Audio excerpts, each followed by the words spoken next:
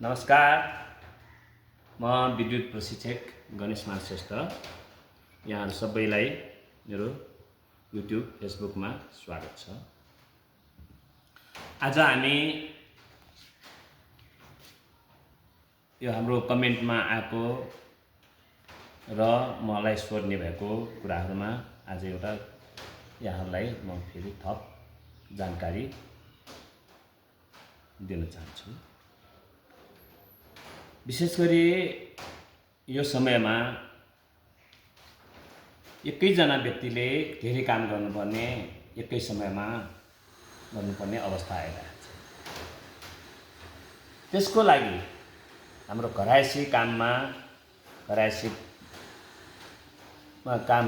लागिरहने कुनै पनि गृहिणी होस् अथवा घर सम्हाल्ने कोही पनि व्यक्तिहरूले होस्, यो अत्यावश्यक भइसकेको छ।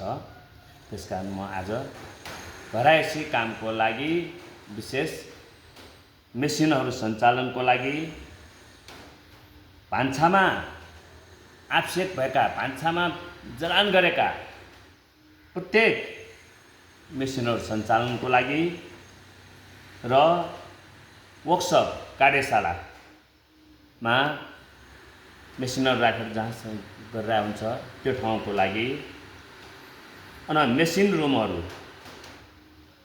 लागि घरायसी उपकरणहरू बढीमा एकै ठाउँबाट एकैजना व्यक्तिले एकैचोटि 5-6 वटा जाने इक्विपमेन्टहरू चलाउनु पर्ने हुन्छ, एप्लायन्सेसहरू चलाउनु पर्ने हुन्छ। त्यसको लागि हामीले एउटा एक्सटेन्सन बोर्ड तयार गर्नुपर्ने अवस्था आएको हुनाले यहाँहरूलाई म आज जानकारी दिन गइरहेको छु। यस सन्दर्भमा अहिले मैले फेरि एउटा सानो कुरा थप्न चाहन्छु। देवीको 16 हाते 18 हाते भन्छन् हो। यो अहिले देवीको रूपमा आउने, भगवान देवताको रूपमा आउने मान्छेले एकैचोटि एकै समयमा धेरै काम गर्नुपर्ने परिस्थिति आएको हुनाले यसलाई थप्न खोजेको मात्रै, मैले यो शब्द राख्न खोजेको मात्रै। यसको लागि हामीले घरमा चलाउने विभिन्न उपकरणहरूमध्ये एकै ठाउँमा उपकरणहरू कतिपय चाहिँ एउटा सानो फ्ल्याट लिएका हुन्छन्। त्यो 2टा कोठामा सबै मेसिनहरू राख्नुपर्ने हुन्छ। त्यसको लागि जस्तो तपाईको भान्सामा इन्डक्सन चुलो, अहिले अर्को कुनै इलेक्ट्रिक चुलो आउँदैछ भन्ने कुरा छ, ओभन भयो, वासिङ मेसिन भयो, छेउमा कम्प्युटर चलाइराखेको हुन्छ, टिभी सञ्चालन गरिरहेको हुन्छ एकै ठाउँमा, मिक्सर मेसिन चलाइराख्नुपर्ने स्थिति छ, हिटर जाडोमा हिटर, गर्मीमा फ्यान, एसी चलाइराख्नुपर्ने हुन्छ कहिलेकाहीँ, फ्रिज हरहमेशा, यहाँसम्म कि आजभोलि चार्जरहरू पनि एकै ठाउँमा, ताकि मोटरसाइकलको होस्, कहिलेकाहीँ चाहिँ त्यो लाइन भएन भने आफ्नै कोठाबाट तार तानेर लगिराख्नुपर्ने हुन्छन्, इभी गाडीको अथवा मोटरसाइकलको।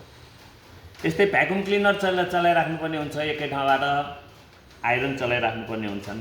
यसरी 15-16 वटा आइटमहरू आजभोलि आफ्नै एउटै फ्ल्याटमा नै आवश्यक भइसकेको छ।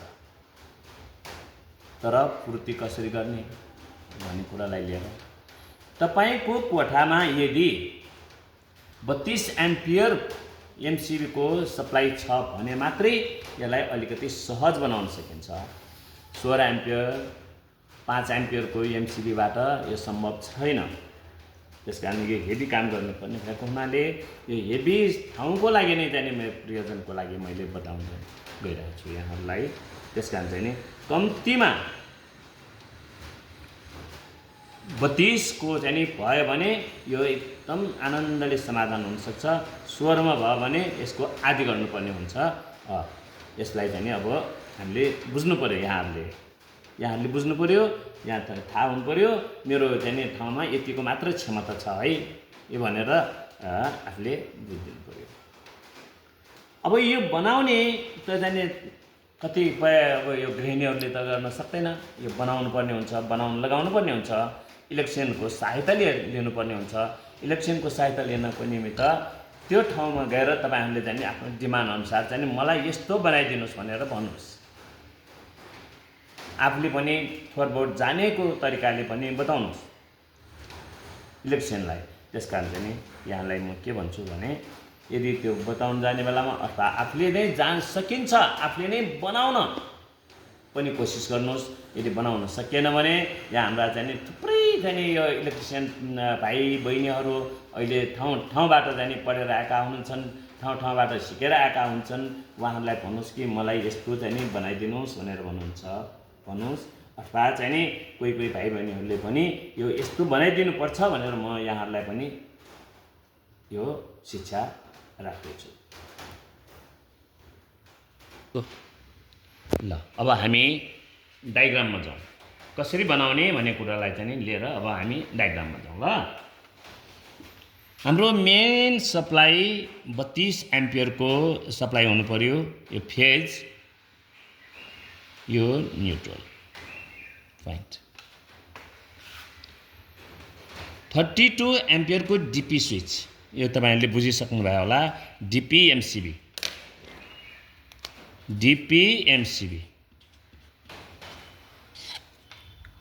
32 एम्पियरको डीपीएमसीबी, यो फेज, यो न्युट्रल हैन त। फेज डीपी अन, सप्लाई आयो। तल 15 एम्पियरको एमसीबीहरू 1 2 3 4 5 6 वटा 15 एम्पियरको एमसीबीहरू।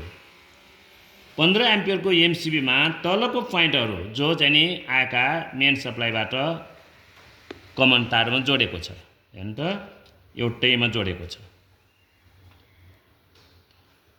एमसीबी अन गर्यो, 1 नम्बर एमसीबी अन गर्यो, हेर्नु त स्विचमा आयो MCB PS1, power socket 1, switch on गर्यो, सप्लाई आयो। न्युट्रल पोइन्ट, यो अर्थिङ पोइन्ट, हेर्नु त अर्थिङ पोइन्ट। अर्थ पोइन्ट अब तपाईले यहाँ चाहिँ नि यो मैले सिम्बोलिक रूपमा देखाएको छु भने यहीबाट तपाईले अर्थ पोइन्ट यसरी ल्याउन सक्नुहुन्छ।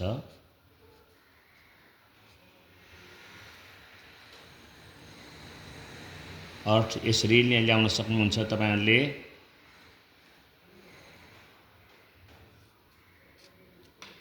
सबैमा कमन गर्नुस्, यो सबैमा कमन गर्नुस् अर्थ पोइन्टमा। यसरी अब यो कुन मा चाहिँ प्रयोग गर्नुहुन्छ, जस्तो अब इन्डक्सन चुलोलाई राख्दिनुस् हो, ओभनमा राख्दिनुस्, वाशिङ मेसिनमा राख्दिनुस्, हिटरमा राख्दिनुस्, ग्राइन्डर चलाउनु पर्छ, मिक्सी मेसिन चलाउनु पर्छ, राख्नुस्। अब कुनलाई आवश्यक छ सट्ट निकाल्ने, अब यसलाई केमा चलाउनु छ, तपाई आइरन हरमेस चलाउनु पर्ने हुन्छ। एकैचोटि अब 4-5 वटा त काम गर्न सक्नुहुन्छ। जुन आवश्यक छैन त्यसलाई चट्ट निकालेर अनि फेरि चाहिँ नि केमा राख्नुपर्ने हो, चार्जर राख्नुपर्ने हो कि। अब फ्रिज त हरमेस चलाइराखेकै हुन्छ तपाईहरुले। त्यसो भएको हुनाले यसरी हेभी 6 वटाको पावर सकेट, यो पावर सकेट किन्ने बेलामा पनि तपाईले सस्तोमा पनि सस्तोवाला पावर सकेट किन्न थाल्यो चाँडै बिग्रिन सक्छ। त्यसकारण चाहिँ नि अलिकति राम्रो बलियो टिकाउ हुने खालको सामानहरू तपाई बजारबाट किनेर चाहिँ नि ल्याउनुस्।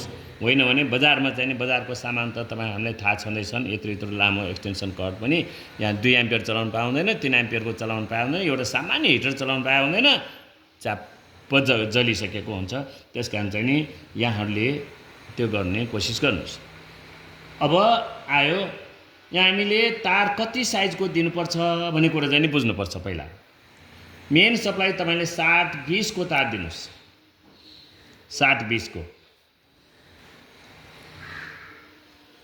म्याक्सिमम यसले धान्छ 60-20 को। यो एमसिबी पनि हेभी नै एमसिबी लिनुहोस्, हेभी एमसिबी लिनुहोस्। डिपी एमसिबीमा अझ एमसिसिबी यो मोल्डेडवाला लिनुहोस्, मोल्डेडवाला। त्यो चाहिँ नि सामान्य बजारमा पाइने यो त्यसलाई प्रयोग नगर्नुहोस्, मोल्डेडवाला यो एमसिसिबी सिंगल फेजको यो बुझ्नुहुन्छ, सिंगल फेजको मोल्डेडवाला लिनुहोस्। त्यसपछि यो एमसिबी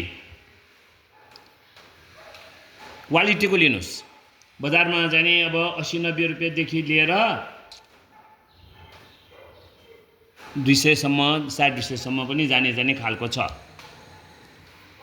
सस्तोले पेट दुखाउँछ भने जस्तै जब यो सप्लाई चाहिँ तपाईले मेनमा 60-20 को ल्याइसकेको छ भने त्यसबाट आउने तार जुन चाहिँ यहाँसम्म कमन तारमा चाहिँ 60-22 को लिनुहोस्, 2.5 mm यो यसमा चलाउनुहोस् कमनमा। यहाँबाट आउने तार 3-20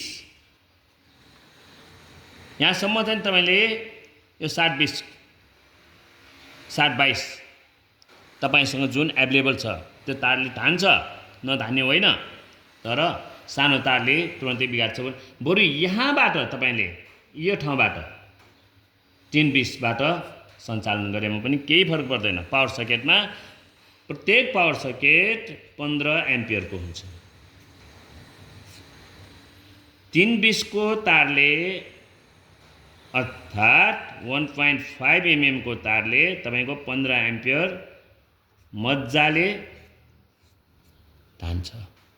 त्यसकारण चाहिँ नि यहाँबाट तपाईले 3-20 को चलाउनुहोस्, न्युट्रल पनि त्यस्तै चलाउनुहोस्। अर्थिङ त तपाईलाई थाहा छँदैछन्। आजभोलि अर्थ वायर यहाँ बुझ्नुहोस् ल, अर्थ वायरको बारेमा एकचोटि।